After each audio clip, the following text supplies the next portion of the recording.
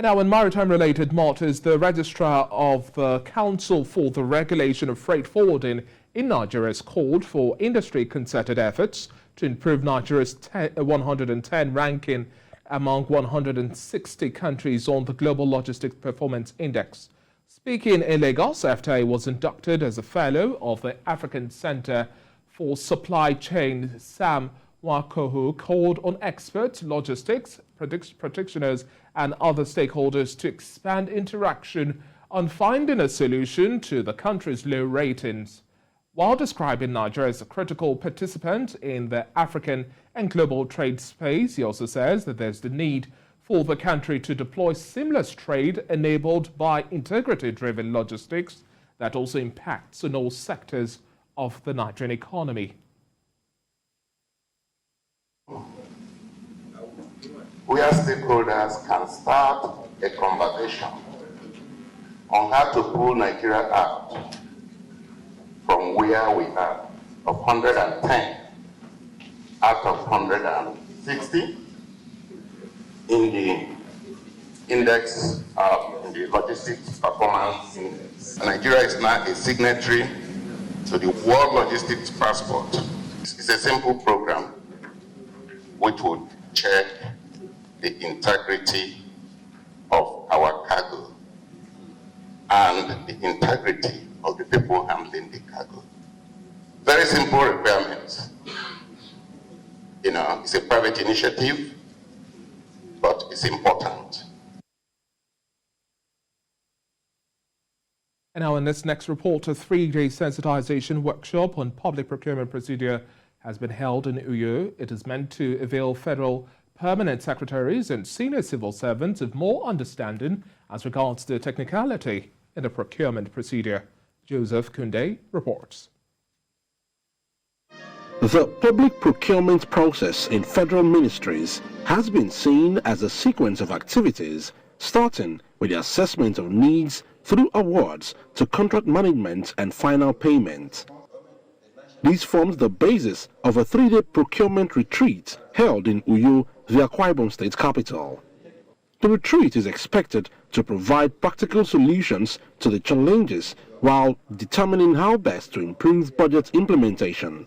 It is our responsibility to resist all counterproductive actions such as the arbitrary award of contracts, contract splitting and abandonment of public projects, among many others. Other matters of great importance are the need to discourage touting and also encourage small and medium-scale businesses. No matter how hydra-headed the challenges may seem, concerted efforts should be made to address them. Consequently, this retreat will give us the opportunity to robustly explore the public procurement process in order to find ways and methods to strengthen the process for optimal effectiveness without compromising due process. Governor Udom Emmanuel, being represented by his deputy, reiterates the need for permanent secretaries to provide the enabling environment for others to thrive. Corruption in procurement, according to reports, accounted for large fractions of government's total budget. This is because some self-centered public officials had exploited the absence of a functional public procurement law and enforcement structure to perpetrate corrupt practices. Let me therefore commend the collaboration. And now shift and focus to the international front. Stocks and bonds struggled in Asia today, while the United States dollar rose as investors worried about inflation and the hits that containing it with rate raises would also bring to the global growth. Shanghai emerged blinking from 2 months of lockdowns, but its data showed steep falls in factory activities across Asia from the withering of China's demand relief was short-lived. MSCI's broadest index of Asia-Pacific shares outside Japan was dragged 0.7% lower by a 1% drop for Hong Kong's Hang Seng Index. Japan's Nikkei rose 0.6% and the S&P 500 futures was last up 0.4% but had given up larger early gains. Euro Stock 50 futures also rose 0.5%, as did London's FTSE futures. In Germany now, retail sales fell by more than expected in the month of April as consumers feel the pinch of higher prices, especially for food, and retailers face supply problems from the China lockdowns.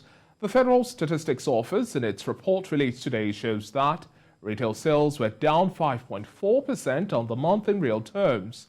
Grocery retailers saw a sales decrease of 7.7% in the month of April, the biggest month-on-month drop since the Time series began in the year 1994, pointing to the significant rises in food prices. Trade in textiles, clothing, shoes and leather goods, as well as department stores and sales outlets, saw significant sales increases in April this year compared with the year before, which was marked by pandemic closures but recorded significant drops from March 2022 of about 4.3% and 7% respectively. German inflation rose to its highest level in nearly half a century this month on the back of energy and food prices pushed upwards by the war in Ukraine and supply problems. And wrapping up business news now, oil prices on the international market continue to inch higher today after European Union leaders agreed to a partial and phased ban on Russian oil and as China ended its COVID-19 lockdown in Shanghai. Yes, West Texas Intermediate crude recorded a price surge of 1.19% to hit $116 per barrel. Brent crude now sells at $116.90 per barrel, registering an upward price margin of 1.1%. Bonner Light's performance continues its winning streak with a price increase of 0.89% to sell at $124.70 per barrel, and for the OPEC basket, crude oil dealers offer $120 per barrel, recording an uptick of 0.98%.